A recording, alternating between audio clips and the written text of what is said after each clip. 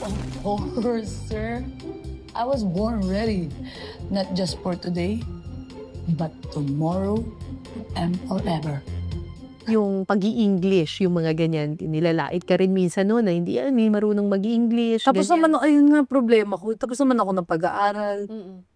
Pero hindi ko talaga nakuha yung pag-i-English na yun. Sa yung mga kabataan ngayon, kahit wala sa itsura yung mga bagets, talagang may English. talaga, parang kita mo lang na, ay talaga uhugin, pero talagang, Mommy, wish may ganda. May English, dahil mga pinapanood ko kasi mga sila Rachel. Kasi ako nung bata ako, mga pinapanood ko Tom and Jerry, Mr. Bean, Ogie and the Cockroaches. Hindi mo siya salita yung mga yun eh. Puro, So wala akong natutunan sa kanila. Sabi ko, malas ko naman ng kabataan ko. Pero okay lang naman yun eh. Okay lang, at least. Hindi naman sukatan ng katalinuhan ng pag-i-English. Kala nyo ba? Hindi, di ba? Oo. No, seriously. Minsan kailangan talaga. Masarap din siguro pakinggan pag marunong ka din mag-English. Okay lang naman. Pero mas masarap kausapin yung mga ibang lahi kasi mga kapwa ako Pilipino, sila pa yung perfectionist. Nanlalait sa'yo. Oo, pero kapag ibang lahi, ay hindi ka ginajudge.